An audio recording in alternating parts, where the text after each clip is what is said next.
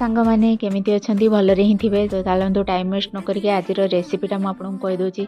आज मुझे बनाऊँगी रोही माछ सोरिष आंबुल देकी झोल। यहाँ है मो भाईर मन पसंदर तरकारी। तो चलतु बनिया स्टार्ट करवा।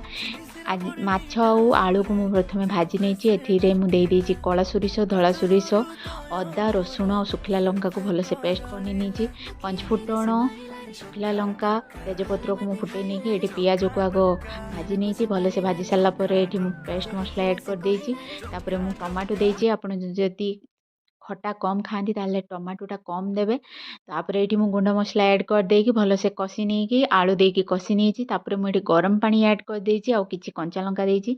दुई फड़ा आंबुल देछि जेहेतु मु 700-800 ग्राम माछ बनाऊँगी से पानी देकी 7 ରୁ 8 मिनिट भलसे फुटे नहीं सारापर किछि धनिया पत्र देकी ताको बाहर करनी गरमा गरम भात सहित आपण एमती बनै खातु और कहतु केमती लगिला रही। Thank you.